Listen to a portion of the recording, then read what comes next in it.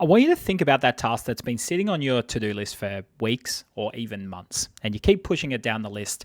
And I'm not actually concerned that it's taking your time. I'm thinking of that task that you're not really getting around to, which is occupying something far more precious than time, and that is your bandwidth, your mental space. You see, because tasks like this are usually filled with, this daily reminder of, I haven't got around to that yet. I'll get around to that. And it's kind of this self-criticism on top of a little bit of guilt, because if other people in your team are expecting you to do the task, you're feeling bad that you haven't got around to it.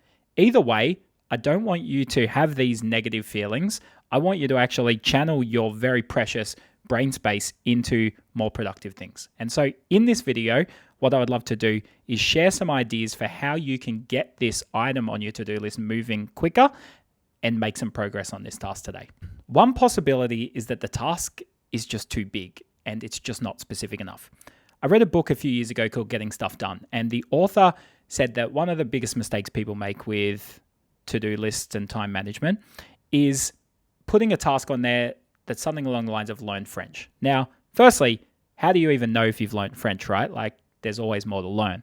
But more to the point, it's just really daunting. And so what he suggested instead was that you don't put learn French on your to-do list, you put buy book to learn how to speak French. And then once you've ticked that one off, it's read chapter 1 of the book.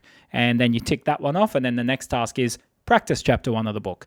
You rinse and repeat that over and over again, and after a while, you've headed much more in the direction of learning French, and you've got a lot more momentum. So the first thing I want to share is that whatever task is sitting on your list, consider that maybe it's too big, too daunting, and you just need to break it down to a much more simple step and then create that momentum to keep going. Another possibility is that the task may not actually be as big as you think it is.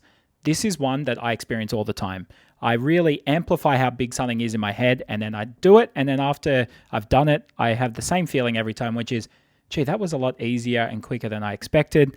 Why did I delay that so long? I should have just got started on that earlier. Maybe you can relate.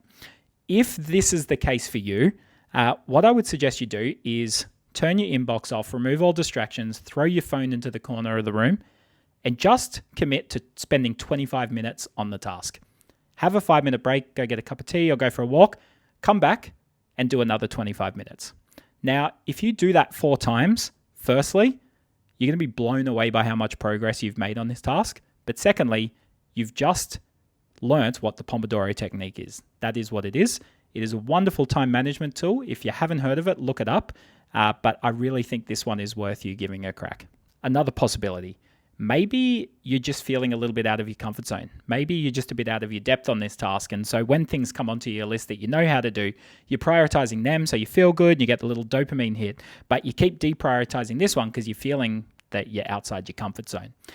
If this is you, I think you've just got to acknowledge that you don't know everything. You've got to give yourself opportunities to learn things. So if you have a task on your list and you think that that's why you're deprioritizing it, feel free to change the task. Don't make it about doing, make it about researching or learning.